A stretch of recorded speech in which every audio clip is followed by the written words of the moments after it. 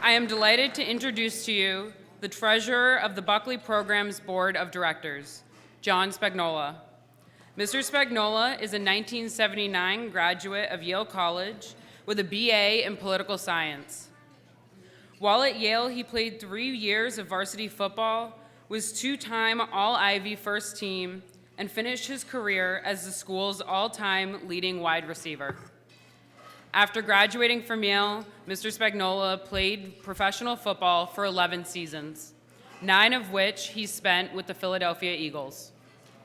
He then pursued a career in broadcasting, working for ABC Sports and covering college football. Outside of sports, Mr. Spagnola started an investment consulting business, which was later sold to the PFM Group, where Mr. Spagnola serves as a managing director.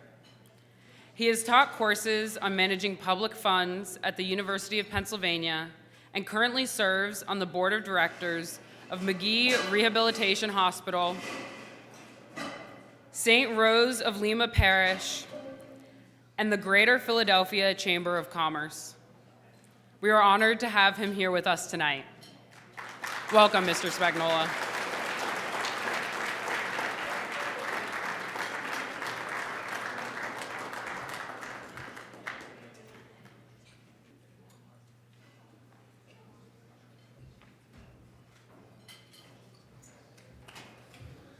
Good evening. Thank you, Rosie, for that wonderful introduction, and appreciate the cymbals there in the background playing.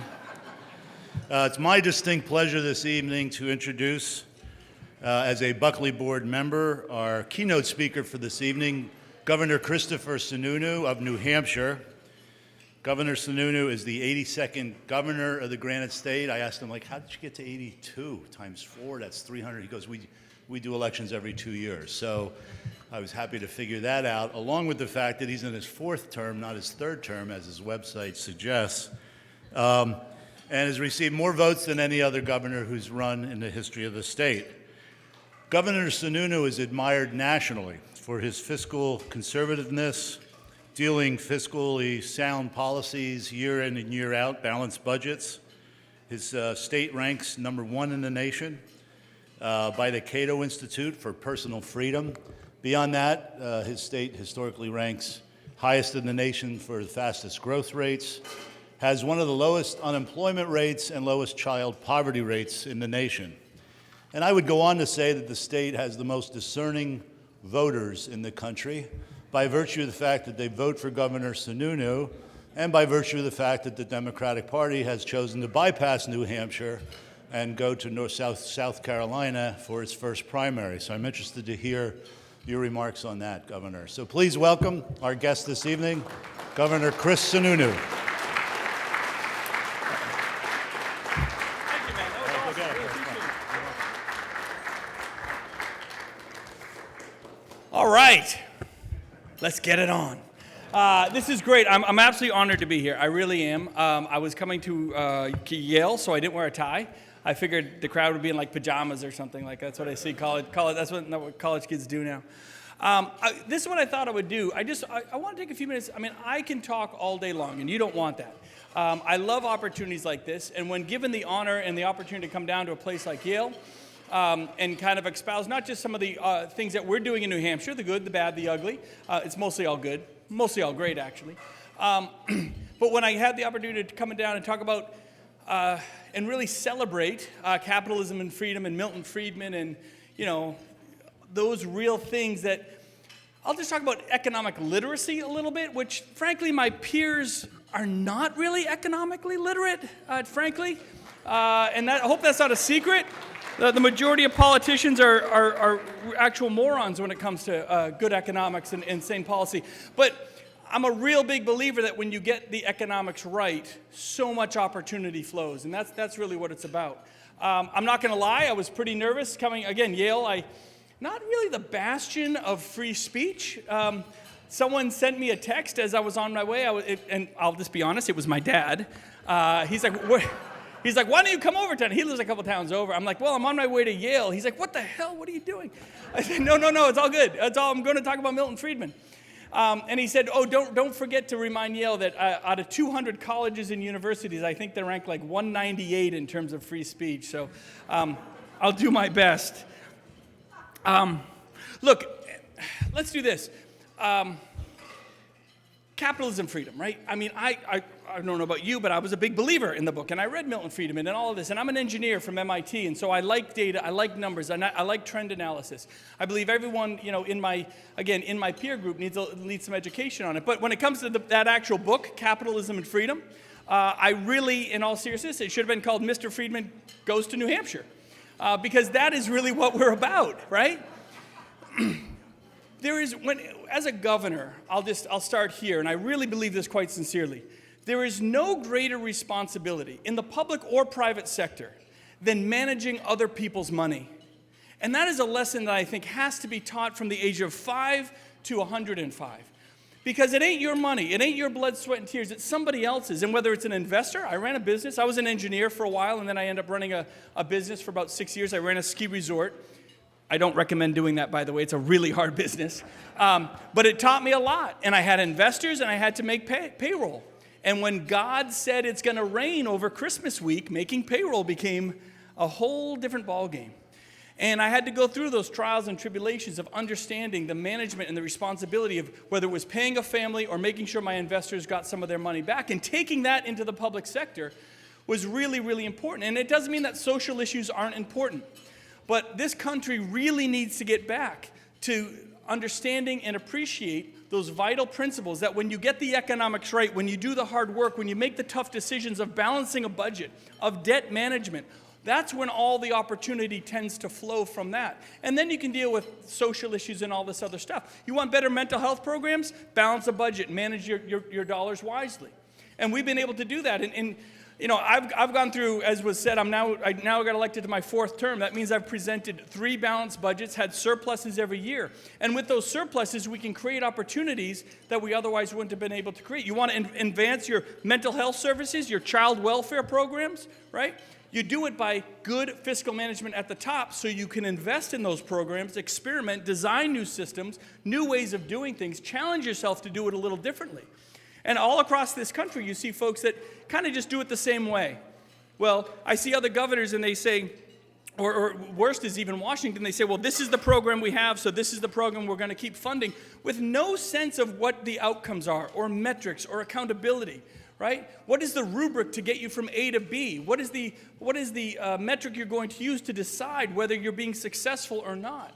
And then where do you put that in terms of the priorities? It's a lot of work. It can be very hard. But man, from that can come a lot of amazing opportunity for New Hampshire and I do believe ultimately for the country. Now, it was mentioned that some folks, a lot of you know, I was very much touted to run for the Senate and all that kind of nonsense. And the Senate is nonsense, by the way. I'm just going to be a little bit blunt to my fellow politicians in Washington.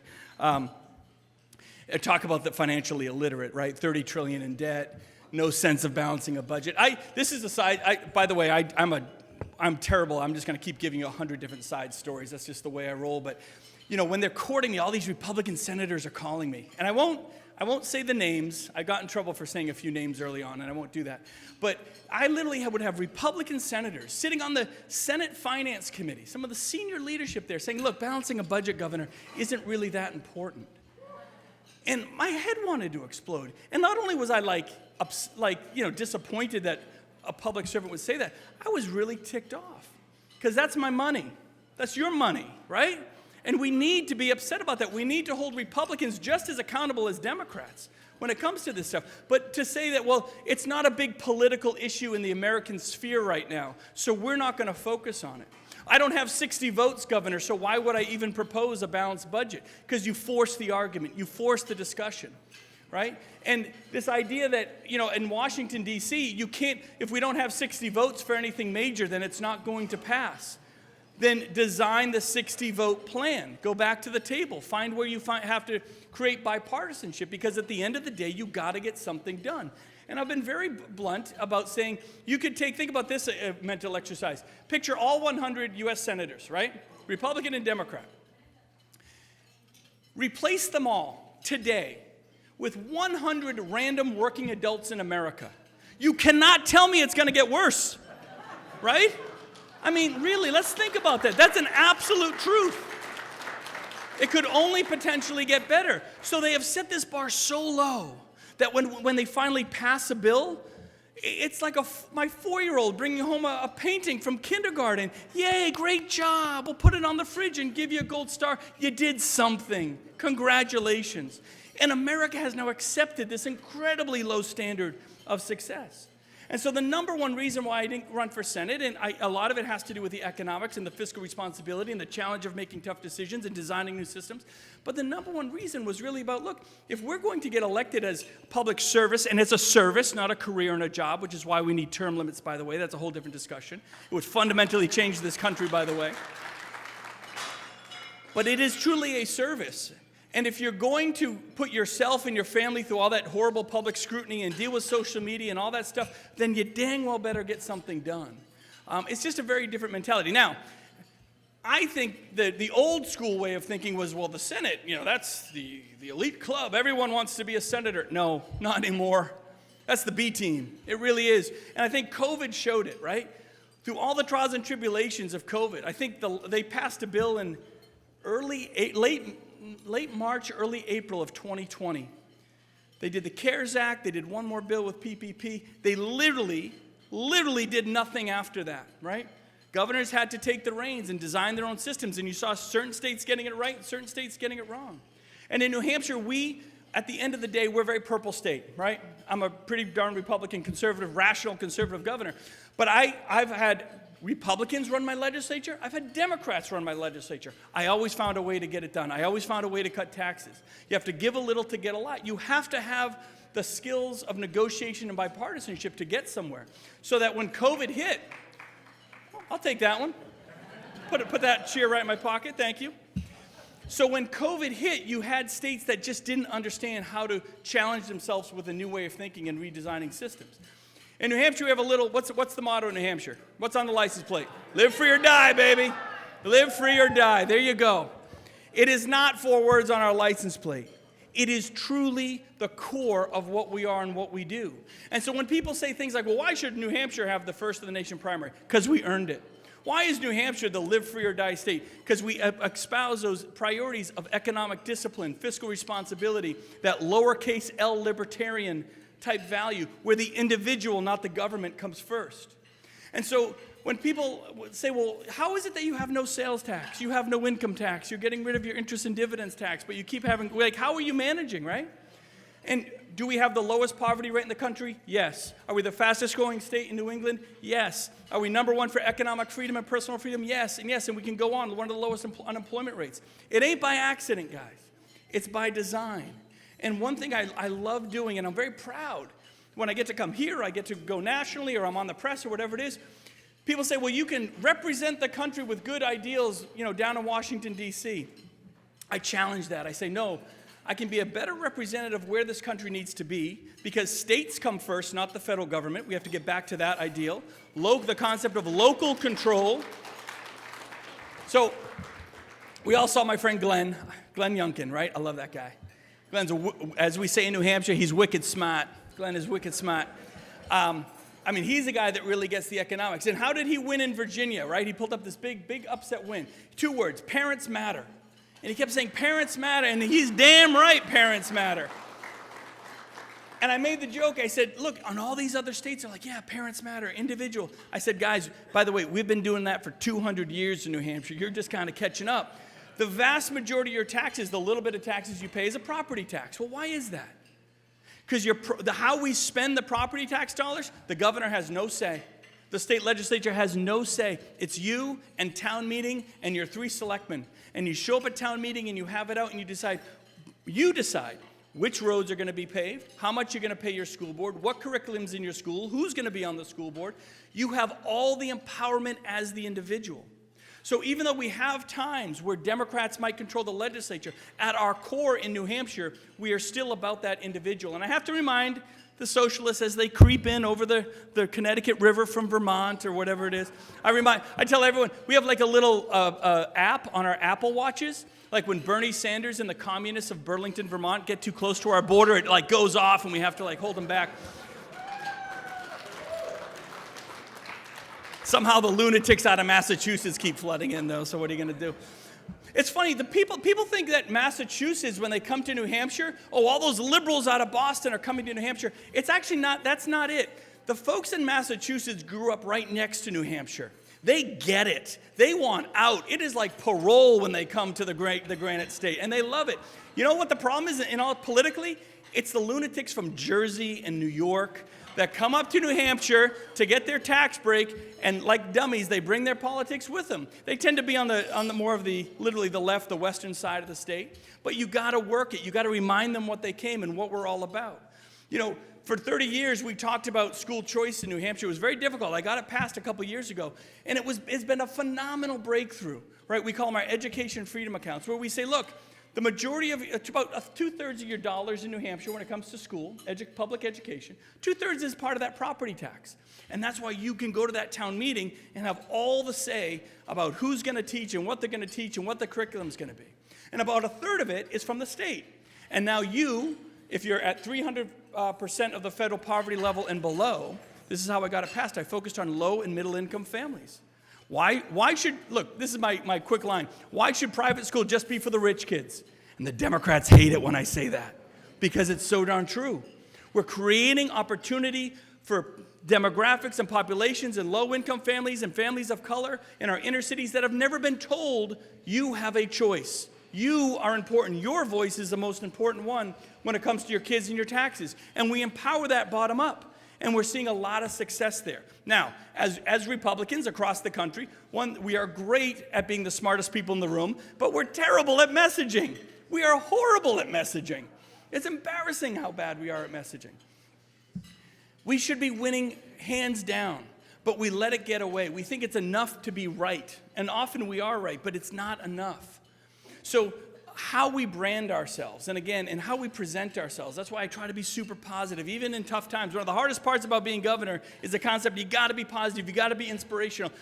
The reason I love being here, and I mean this very sincerely, we have to be about the next generation. This ain't about me. I mean, the job of governor, it's so much bigger than me. It's about that next generation. What are their priorities, right? The next generation of Republicans, and I'm going to guess there's a slight right lean here. I could feel the whole room doing this a little bit, which is good. But the next generation of Republicans, they care about the environment. They're not climate change kooks, but they just want smart, sensible,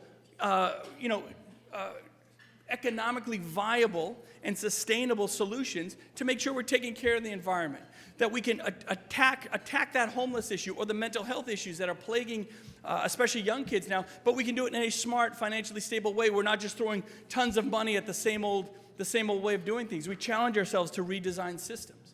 So all of that opportunity, again, flows from smart, I think, economic prosperity at the top. So, again, as you know, I can probably go on all day. I would love to take questions. I don't know, are we going to do questions? Look, this is the other thing I can't stand, when politicians get up and just blah, blah, blah, blah, blah. And if my mother heard me, like, espousing all my great statistics, she'd, like, pull me out of here by the ear, because I'm never supposed to brag about myself. But I am very proud of what we've done in New Hampshire, and I do think we can be an example. But I'd love to hear what's out there, what's on your mind, what are the top issues, and Lord knows, I was on Chris Cuomo last night. That guy has a show again. Did you know this? I don't think anyone watched, but he asked me to go on. So I was on Chris Cuomo last night. I would really much rather take questions from you guys than from that guy. Governor, as somebody who does like small-time campaigns, what's the best advice for winning just state legislative races? Gaining. Okay. We're just looking to gain. Here's the deal. You want to win. Here's the secret of being a good politician. Be normal. Be yourself. Stop trying so hard. So many politicians, I'm going to use Kevin McCarthy. God, that guy is all over the friggin' place. Like, they mentioned the T word, Trump, right? One day McCarthy's over here, the next day he's Trump's best friend, and he's over here, and he's kind of trying to couch his words so he doesn't get people upset. Stop. Just call the balls and strikes like you see them. Be positive, be aspirational, and be yourself. The voters want to look you in the eye and know you as a person. They're going to buy off on you as a person, as an individual, before you even get to policy. And if you do that bottom-up retail politics and you spend the time on the ground, you will win them over. And they'll trust you. It's about earning trust as an individual and empowering them as an individual voice And you do that just by having a conversation. Now, nationally, you have some folks that are really good at political stunts and all that kind of stuff, and they can get a lot of national attention. But if you're looking to get into the game, just be genuine, be real about what you want to do, and just know that it is a service. And by the way, get a real job first, right? Don't go just jumping into politics. You got to go through the blood, sweat, and tears of office politics and working with teams and solution management, financial management, and all that sort of thing. You get that under your belt a little bit in the real world, and it could be in the private sector, it could be in a nonprofit, I don't care. But get a real job and know those dynamics before you just kind of jump in as a political operative and then going to run for office. Politics is a service, not a career and a job.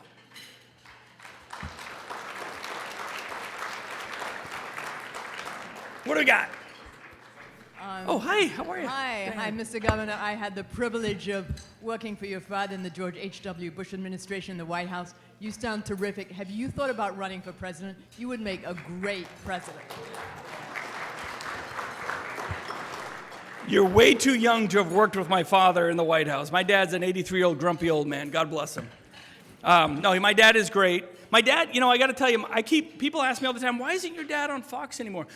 Because I'm the governor, and I keep him behind glass. And it says, break only in the case of political emergency, right? I don't want him to put his foot in my mouth. He's great, but my God, sometimes one thing when I became governor, I thought I might be in his shadow. That obviously I'm his son, that could happen. But I quickly kind of pushed my own path, but I give my dad a lot of credit as much as I tease him. He said, look, I'm never going to give you advice. The worst thing you can do is give unsolicited advice, because it's rarely ever taken, and it's kind of an arrogant thing to do. He said, but I'm always here if you need something. So sometimes I will call him, and I'll say, hey, I got this issue. What do you think? And he gives me great answers. Now, he gives me an answer that was probably phenomenal in 1987, and I have to turn it to like a 2022 answer and put the language he's using back in the shelf. I'm like, sorry, Dad. Even the unwoke won't like the way that's put. But he's actually quite brilliant, and I'm blessed to have him. As for the presidential thing, look, a lot of people are talking. They want me to run and all that kind of stuff, and there's all this money. And my focus right now is managing my state because I got a full-time job. I got elected Tuesday. I was back at work Wednesday morning, and that's really my focus is New Hampshire. But I also think there's an opportunity to espouse what we do in New Hampshire and how we do it, and hopefully get people thinking more positively and not so dire and the country's going to hell and all this kind of stuff. We're in some tough times, but this is still the United States of America. The sun comes up, and every last one of us are so blessed to actually be here, as tough as our road might be. A lot of problems to solve, but don't get down about it. And I'm going to spend my time nationally talking about that, and we'll see what comes. If the mood strikes me, I'll be president, but who knows? No, I'm just kidding. Thank you, Governor. What advice do you have for young leaders like myself who are interested in politics in the future and who sympathize with some policies by the Republican Party and other conservatives like yourself, but are repelled by other politicians who are just toxic? Yeah. So politicians are temporary. Ideals are for forever. Be part of forever. So, and I mean that sincerely. One thing I try to tell the Republican Party when I travel, I say, look, what are we really about as a party? Get to the core. Limited government, local control, low taxes, individual responsibility. People say all the time, well, where's the party? Where do we need to take the party? We don't need to take the party anywhere. We just got to get back to basics. We got to get back to basics about the individual, and there's a way to do it and be super successful. So, as frustrating as individual politicians might be, they will come and go. Number one, you're going to be here a lot longer than they are. The ideals of the party and what makes America great in economic freedom and that individual responsibility and libertarian ideals, those are going to be here, and those are the foundations that this country needs. So be hopeful and be aspirational and keep driving on that. Don't get too down about the temporary stuff. Everyone's like, Trump, are you pro or anti-Trump? We're moving on. And that's just it. Don't worry about whether you're pro or anti-Trump or whether you cared or didn't care for that statement or whatever it is. When it comes to him, we're moving on. Or when it comes to this, when it comes to Sununu, we're moving. I'm not doing this for life, right? So you got to be about yourself and what you bring to the table and be excited about that. I don't even know you, and I'm excited about that, right? I do. The fact that you want people to get involved and they're not being completely disheartened and pushed away by all the negativity that's out there. And again, both sides have to take responsibility for the polarization, negativity, and the partisanship that has kind of stagnated this country, unfortunately. Hi. Hi, thank you for joining us tonight, Governor. So you referenced bad messaging on the end of the Republican Party. And I'm wondering if you could be more specific, Yeah. like what is the bad messaging, maybe how that relates to Republican performance in the midterms? Is it policy platforms? Is it just attitude? Yeah, so a couple things. Yes and yes, you hit the first two. There are policies. Well, number one, it's attitude, right? The Democrats were very good in the midterms about defining us. As soon as your opponent defines you, you're in a defensive position, and you're trying to explain to people why you're not crazy or extreme. But they were very good early and often of defining us and saying, look, and they could show real examples of negativity, of extremism, of whatever it is. Does January 6th define all Republicans? Of course not. That was insanity. And that all has to be held accountable, right? We got to figure that out, absolutely. But that doesn't define us, but we let it. We let it. Whether you like it or not, the abortion issue matters. It just does. It matters in Mississippi, very different than Connecticut, very different in New Hampshire. So I'm not saying you have to change who you are, but you better get ahead of the messaging, and it's not about you. It's about who you're representing. New Hampshire's one of the most secular states, non-religious states in the country. We just are one. I'm pro-choice, and we're from one of the most pro-choice states in the country, right? And so I'm fine where I am. They tried to pin the abortion stuff and the temporary restrictions we put on in New Hampshire. Okay. But at the end of the day, I was secure in my messaging, and a lot of candidates were all over the place. They were trying to nuance this and that. So there's no doubt that we tend to focus on issues that are not the priority of those you're talking to. This ain't about us. We got to keep reminding ourselves. Look, I'm a math guy, right? I love grocery shopping. I do all the grocery shopping in the house, for the most part. I don't do it very well. Valerie yells at me all the time that I'm buying on the ends of the aisle, and I'm not supposed to do that. That's the unhealthy food. A different story. But let me tell you something. Aisle 7 at Market Basket in Epping, New Hampshire, 2 or 3 times a week, anybody in the world can come up and talk to me. I don't have security. You notice I don't walk around with entourages like some of these knuckleheads. There's no connection there. How do you know what the constituents are looking for unless you're willing to talk to them and say, where are you from? What do you do? And I can't tell you the number of people that will come up to me and say, hey, my dad's having a real trouble with the VA. He can't get his benefits. Can you help me out? Absolutely. Here's my cell number. Let me tell you something. I've had the same cell number, one cell phone, for 20 years. It's all over the internet. Just Google it. You can all call me. It's this phone. People think I'm lying when I give them my cell number. I only have one number. It's because you got to be accessible. You'd be shocked. I get a lot of crazy on here. Don't get me wrong, right? I get some buttes. But you got to be connected and accessible. And too many governors and too many, I think, politicians get away with not being there. So my point is this. By being connected, by allowing people to have time with you, you really get the pulse of what's happening out there, and that helps set your priorities, because they're not yours, they're the states and your constituents. That helps to understand where they are. You don't change your philosophy, but it helps define your messaging and what you got to be running on, and it's real. It's real. Hi. Hello, Governor. Welcome. I'm Brian Paul with the American Council of Trustees and Alumni. From your experience in politics and as governor, what do you see as the major challenges facing education today, and what do you see from your experience as potential solutions to those challenges? Sure. So I'm going to take education in 2 pieces, K-12 and post-secondary, 2 very different challenges, right? So K-12 education, public education in this country, it is very different state to state. I'm very proud we're always ranked very high in New Hampshire, but the opportunity is just what we talked about. It's not my opportunity, it's yours. Right? It's not about the unions. Unions got crushed during COVID because they were exposed for being the selfish group that they are. They were very clear they weren't about the health and safety of children. They were just about, more time off and benefits for their teachers. Most teachers were ticked off with the teachers union. So the opportunities in education are, again, school choice, whether it's a voucher program or freedom accounts. There's all different ways to do it. Arizona, you guys had Doug here? Did Doug Ducey speak? Love that guy.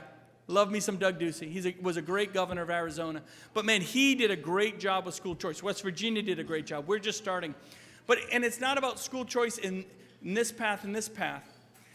When it comes to education, let me sum up another philosophy. I'm from the government, and I am not here to solve your problems. I will be the first one to tell you, government is not here to solve your problems. Now, what I am here to do is create as many doors of opportunity. And for you, your kids, your business, whatever. And then you do you, live free or die, right? You choose the door that's best for you. So I work really hard setting up lots of options, and that's the opportunity in education, knowing that at 18 years old, I'm encouraging my son not to go to college. He doesn't know what he wants to do. Why waste all that money? There's so many other, you can go make money, you can get a full-time job, you can go to the military. There's so many great pathways for kids now that we didn't have even, I'm pretty young still, but at least I tell myself that. But even that we didn't have 10 or 15 years ago. So the best opportunity in education is opportunity. Post-secondary, colleges, good luck.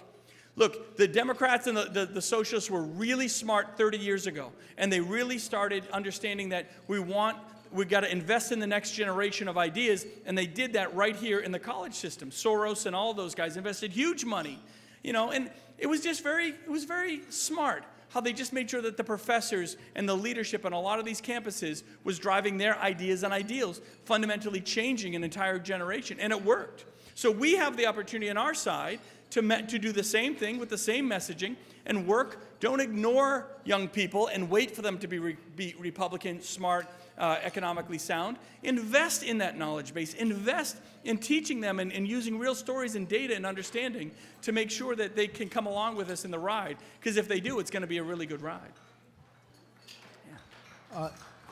So thank you so much for coming tonight, Governor. I wanted to ask specifically about what you said about a balanced budget. And I think what you said is certainly true. So what explains the fact that under many recent Republican presidents, like President Reagan, Bush Jr., President Trump, they came in on a promise of balancing the budget or fiscal responsibility, but then the deficit just went through the roof. Like, what is the reason that this is like a consistent campaign promise, but then it consistently doesn't get implemented when Republicans hold the executive branch? Yeah, they're political cowards. People think that they really are.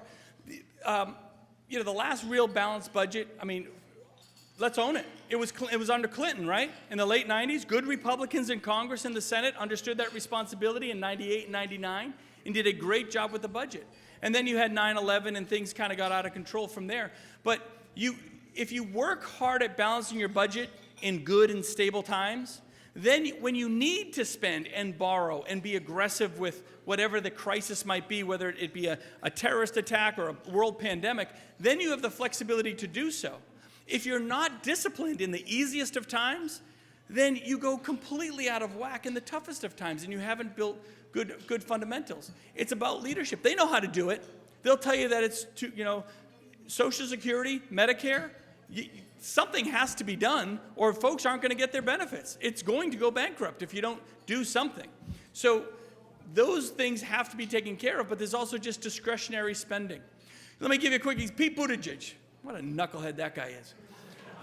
Talk about it, do nothing. So they passed their transportation bill. He comes up to New Hampshire about 3 months ago. And what's he touting? What's the highlight of the transportation and infrastructure bill, the highlight project he goes and visits and puts on the front page of the paper? $20 million to melt snow in a sidewalk in northern New Hampshire. Let me tell you something. We know how to plow our sidewalks. We don't need but that's it. They're spending $20 million of your money on this stupid, useless project. What they are afraid of is that if they make tough decisions, they'll be penalized. But just the opposite happens. When you make tough decisions and you show a balanced budget and you show discipline, what you're telling your voters is that you have to do it and I do too, and they respect you for it. And you got to be able to show why you made certain decisions and the priorities and the data behind it. But if you do that, they'll respect you for it. I've had to say no to a lot of people in balancing all my budgets. But I get surpluses that I can reinvest into the state in a smart way. I can always cut taxes when I do it. And people are very happy about it. So if you're smart and you have the will to do it, look, we're here talking about macroeconomics, right? And Milton Friedman. Keynesian economics should be dead. MMT is the dumbest thing on the planet. This idea that modern monetary theory that basically says, well, if you print your own money and you have a fiat system, then you can really print your own money and you can spend and borrow as much as you want and it won't matter. Yes, it does. And you know how I know? Because a low-income mom is having trouble putting gas in her car right now today because of you knuckleheads in Washington, D.C. So people want to reward you for smart, tough decisions because they have to make those smart, tough decisions themselves. Okay, hi. So first of all, thank you for coming. Yeah. And also, do you have any advice for students or really anyone in a discussion setting in which they have sort of an opinion that isn't really supported by the people around them that they still want to express? Like, how would you approach that in a way that wouldn't make you disliked? Just keep smiling. And I really mean it sincerely. Nothing drives the Democrats crazier when I'm having a discussion, a heated argument, and I'm positive and I'm smiling. It drives them nuts because you can have the discussion. It allows their ideas to be brought forward, and you have to give validity to whatever idea might become. You never know. You know, one in 20 times they might have a decent idea. But you stay positive. Don't get into that level where it is a heated argument. You're wrong, I'm right, I'm better than you. None of that. And if you do that and you stay at that level, that's the responsibility we all have. Unfortunately, we haven't seen that nationally. Leadership has failed nationally on both sides in their ability to bring that and show that example of how to get it done. And that's why you get so polarized. That's why people think it's okay to shout people down just because they might disagree, right? So that's the number one thing I try to bring to the table. Now, you got to have some tough discussions. There's no doubt. But at the end of the day, if your brand, this is the other reason I don't let my dad go on TV. He's so damn grumpy. I said, look, man, I got a brand. I smile, right?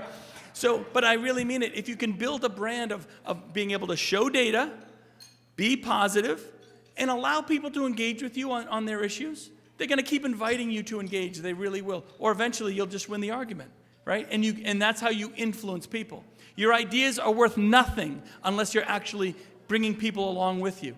And nobody gets influenced by getting shouted at, right?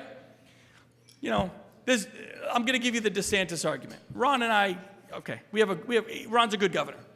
But it drove me crazy. About a year ago, maybe a year and a half ago, he got on stage. Some kids, he was at a public school, and these kids were wearing masks. There was no mask order in Florida at the time. And there's this video of him getting on the stage, and he immediately starts yelling at the kids. I'm like, dude, what are you doing? You don't yell at children. They're wearing masks. There's no rule, but they're wearing them. What do you care? That's live free or die to me, right? Let them do what they want to do. You're a private business. Do what you want to do. I hate wokeism. Wokeism is destroying this country. But if you're a private business and want to espouse idiocy, that's your right to do so. It is. It's the one thing about the Constitution, it gives everyone a right to be an idiot, right? Now, in the public sphere, in the public domain, different story. What's happening in schools, different story. But you got to respect the individual, and you don't do that by yelling at them and showing. So we want to bring people along. And I said, Ron, that's not good for the brand, man. Come on. I've said that to the former president as well. He doesn't listen as much, but I said, this is about a brand of Republicans. We haven't been good about messaging the most positive and the best aspects of who we are. And so if we do that, people want to be part of our team. But if we're just yelling at everyone all the time, it's like getting yelled at by your dad. You didn't want to hang around the house. You wanted to get in the car and get the hell out of there, right? So no one likes to be yelled at. Go in with positivity, go in with data, understand the details, do a little homework, understand what your details, what you're talking about, and amazing things can happen. Yeah. Hi. My phone, Ron's going to be texting me in 2 seconds. Hi, Governor. Hi, how are you? My name's Inez. I guess I have a more Yale-specific question, which is you've spoken a bit about lack of free speech on this campus, which, correct me if I'm wrong, but you seem to attribute in part to there being a large liberal majority within the student body. And I'm curious if you think that there's a future where there can be a more politically tolerant landscape while maintaining that same liberal majority, or if the solution is ultimately to have a more politically diverse student body. Yeah. So that's a great question. So I'll correct myself if I misspoke. I don't think a lack of free speech is because you have too many Democrats. I don't. I think a lack of free speech is because you have leadership on a campus that doesn't have the guts to stand up and drive the conversation where it needs to be in an open, honest, and respectful manner. And so I blame the leadership of all the schools that do that. Really, it's more than the students. There's nothing wrong with students that want to be liberal, and there's nothing wrong with students that want to be conservative. But if leadership is there to help manage those conversations initially, set the right tone, set the right boundaries and guidelines so it's open and respectful. But when leadership goes, oh, we don't want to touch it, it's woke, oh my God, we don't, and they run away from it like cowards. Cowards. And again, what if I did that? Every time there was a tough conversation, I just hid behind my desk, didn't go out to the press. One thing but my staff kind of thinks I'm crazy, and I drive them nuts because A, I don't write speeches, so you never know what the hell I'm going to say.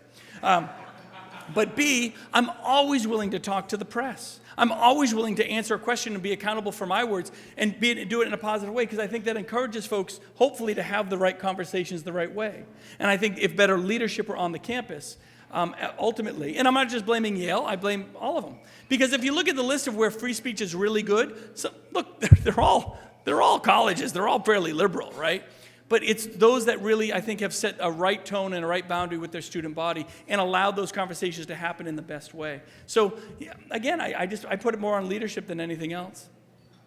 Yeah. Thank you. Hey. Hello. Thank you for coming and chatting with us. You've sold me on a lot of the positive things that you're doing in New Hampshire, but I'm curious to what extent you think that that's transportable to other states that are larger, different demographics. And a second kind of related question, and this is partially cheating for me because I actually am writing a paper on this type of idea, but I'm curious, not every day I get to ask a governor what he thinks about the idea of states being laboratories of democracy. Yeah, great question. And how they can drive, national change. Yeah. So I'm going to answer the second one first. That's exactly what we are. We're laboratories of democracy because states come first. We created the federal government, and those guys don't remember it so well. And we have to remind them as citizens, not as governors, but as citizens. Is what New Hampshire does and how we do it transportable? Absolutely. Glenn Youngkin effectively said, we need to empower locals and individuals and parents, and they said, yes, thank you, you believe in us. Democrats and independents said that. Now, how do you do it? Does that mean every state can get rid of their sales tax and income tax tomorrow and just have property tax? No, not necessarily. Right? I'm standing on the shoulders of 200 years of hard work, to be sure. But if states said, look, we're going to grant a lot of money directly back to cities and towns. We're going to empower them to make their own decisions, even when we're not happy with them. I can't tell you the number of times a school board or a school district did something in my state that drove me crazy. Walpole, Hanover, at least very liberal towns. The most important aspect of government is knowing your limitations, right? And that's a discipline that more folks have to have. I get frustrated when other governors try to impose their will. I see that they're trying to impose their conservative will down the chain on local governments. I say, guys, you got to be careful. As soon as you, and people criticize me, they said, Governor, why don't you just tell them, don't do this and don't do that? I said, as soon as I do that, I've set a precedent. And eventually there'll be a Democrat sitting in this office, whether we like it or not. And now I've opened the door to tell all the conservative towns to be more woke or whatever it is. Even when folks aren't doing what you want, you need to respect their will, because at the local, down the chain, at the local level, that's where the empowerment comes from. And so there is ways to do it, but you do need structural change in a lot of these states. You do need to spend time at the local level, and there's so much more efficiency at the local level. When New York spends money in determining curriculum for their whole state, or just doing these kind of one-size-fits-all big government things, it's so massively inefficient. You get such worse results, right? So I'm hoping that our model, and there's some other states like me, not quite nearly as good, that our model, not even close, let's be honest, but I'm hoping that folks say, well, look, they're doing it. Again, we don't need to have their exact tax structure, but their philosophy of locals come first, even when we don't necessarily agree, believe in them, empower them. That kind of shares those lowercase L libertarian ideals, and it can be transferred, to be sure. And that is truly when we become those laboratories of democracy, and we tell Washington, get out of our business. Call the block grant. I tell every presidential candidate that tries to walk through our state, I said, I got 2 words, block grant. You want to invest in education? Fine. Fire 90% of the Department of Education should be fired. They should take their money and just send it to states in a block grant and let us fight it out. Let me compete with everyone else, right? That's competition. That is a free market of government ideas. Let the government be a free market too. And that's when you truly become a laboratory. But unfortunately, we have a lot of even Republicans that want top-down, one-size-fits-all. I call them big government Republicans. They drive me crazy because they forgot that core, limited government, local control, like what we're really about and where we prioritize it. But I think if we can get back to there, we don't need to be different. We just need to remind ourselves what that, like Reagan said, 80% of us 100% of us agree with those core values, right? There might be 20%, 30% that disagree on some of the social stuff, but those core things keep us together, and they give independents confidence. When we're together as a party and we're unified, we're not doing this infighting, the independents want to be part of us. We give them confidence that we got our act together and we know what we're doing. Great, hi.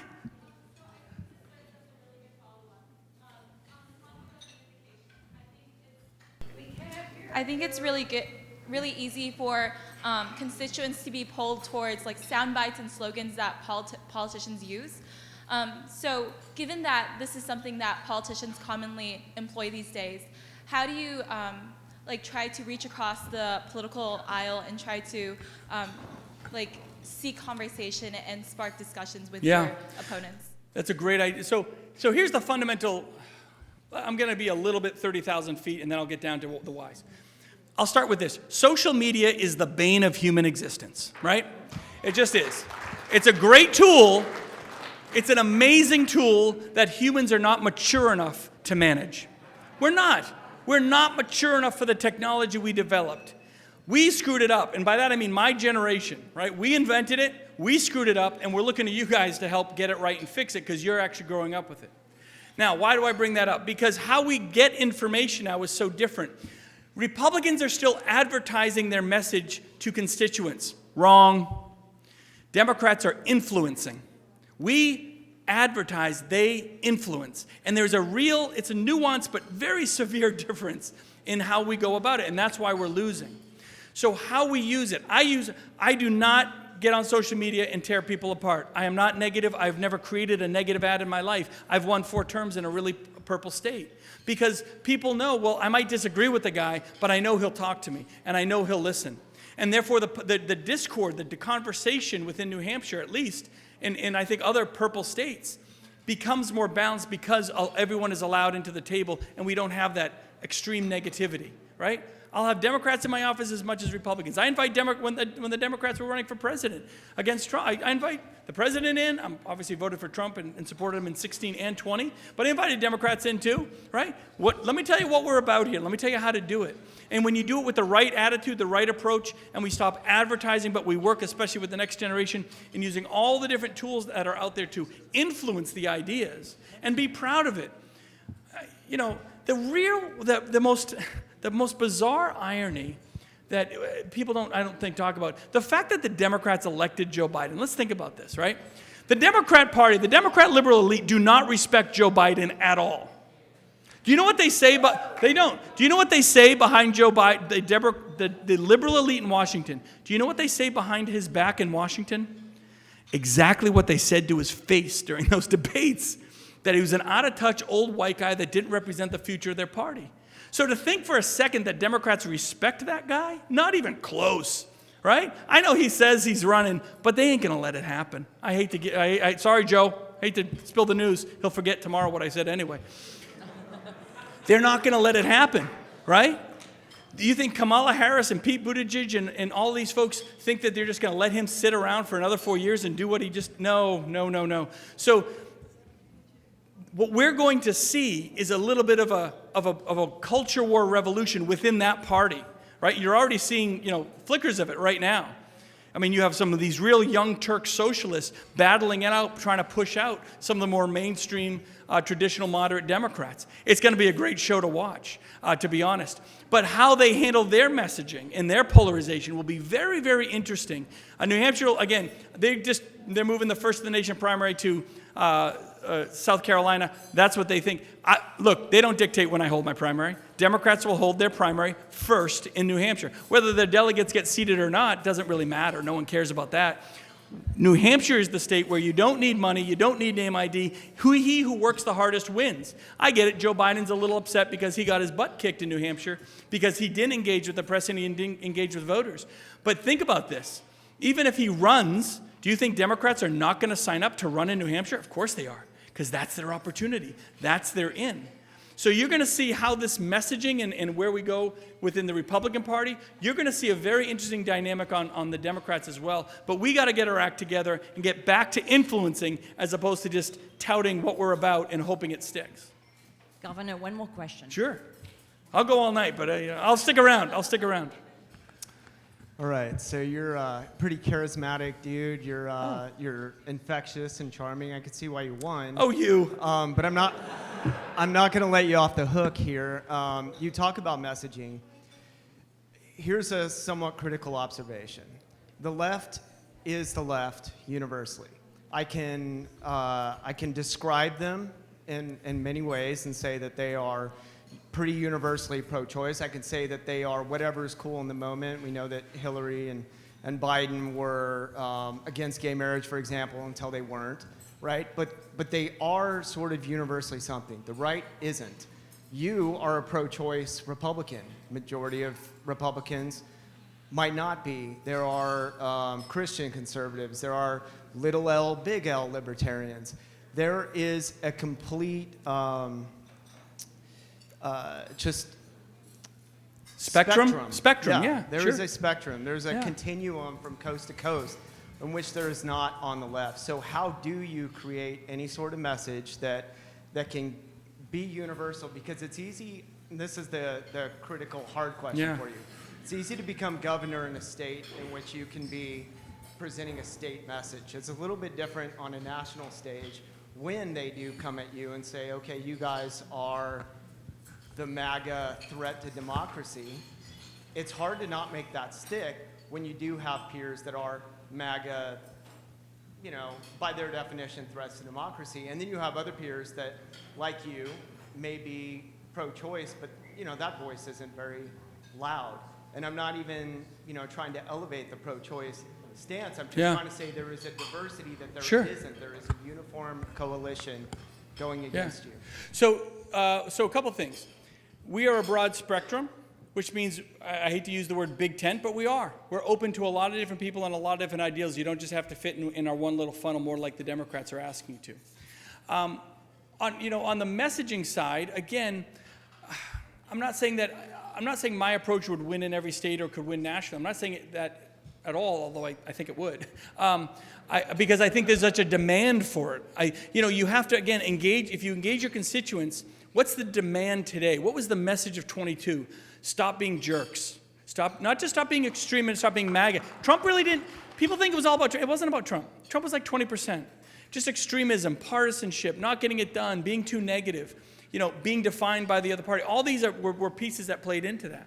So we have to be about what we're about and be true to ourselves. People will support candidates that are true to themselves. Now, here's an interesting dynamic on the whole. I normally wouldn't go into it, but let's talk about the abortion stuff for a second. So you have governors, for example, that are pro-life. Okay, fine. For years, they could be pro-life and say, well, look, I can't ban it, right? The federal government doesn't let me to ban it, but I'm a pro-life governor. Okay, great. Not anymore. You're pro-life? Prove it. Then why didn't you ban it? Right? So now in the next coming years, you're going to see governors especially say, well, I'm pro-life. Well, then if you were, why didn't you ban it? Well, I stopped it at 16 weeks. Sununu stopped it at 24 weeks. This guy stopped it at 18. So you're going to get all this larger spectrum. How we define pro-life and pro-abortion or pro-choice is going to become very, very different. Right? Those definitions don't necessarily hold. I'm not sure where it's going to go. So you're going to have like the governor of Mississippi, Tate Reeves, great friend of mine, right? They're probably going to ban it in Mississippi maybe, or Arkansas, or states like that. They're looking to do that. And those governors may sign it, and those constituents may want it. God bless them. That's that state. That's what they want, right? But whether it's me or someone like DeSantis, or, it could be any one of us, Governor Lee in Tennessee, others, that are a little more in the middle of the road, well, what is the difference? We're going to be debating out, well, you're this week, you stopped it at that week, and you stopped it at that. Well, so who's more pro-life and pro-choice? Stop. We're all kind of in this spectrum, and we're kind of, responding to where our constituents think that number should be. And then you'll have the real pro-abortionists, the Gavin Newsom crazies and all that out in California, that really will disallow abortion. It'll be the Wild West anytime, anywhere, which is just terrible. So it'll be very interesting to see where these social issues, that one in particular, gets redefined because states are owning them. Same with the gay marriage issue, right? It's surprising that that's somehow still an issue. I don't even know why that's an issue, right? But the Democrats are allowing it to become an issue. They're making it an issue that Republicans that they want Republicans to be defensive on, as opposed to saying, yeah, whatever, we've been there forever. We're all moving on, right? And that's just it. I think I'm not saying social issues aren't important, But the priority of this country has to be getting back to those basics. And I think if we do that, and we engage, and we encourage people under that tent on good sound economics, macroeconomics, what we're all about, all those things I was talking about before, if we engage folks on those issues, we win them. Oh, there's no doubt we win them. And then we have that big tent where you can be on the spectrum. You can be a capital L libertarian, or, I mean, the anarchists kind of drive me crazy. I get a lot of those free staters in New Hampshire. They're nuts. But God bless them. They can say what they want. It's okay to be a big tent as long as you're prioritizing the right way. And those priorities could be different state to state, but on a national level, where you got to get back to what we all truly agree on. It's not about political stunts and social wars. It's just not. We got to get back to what Americans are looking for. That's smart, Milton Friedman type economics, right? Capitalism, free markets and enterprise, instilling that in our younger generation, running on it, influencing that message where it needs to be. If we do that, there's no reason America, we already are the gold standard. We can start showing the rest of the world just how much of a gold standard we are. We separate ourselves that much more, right? This country is incredible. It drives me, we all know the stories. 250,000 people a month trying to get over that southern border, right? There's a reason they are risking life and limb to be in this country, because God damn it, it's the best place in the world. It is awesome. And so let's champion that excellence. Let's champion what America is all about. Be that gold standard for the world, but it only happens with leadership that gets it done. Or maybe I'm wrong about all of it. I don't know. We'll see. Thank you guys very much. I really appreciate it. It was fun.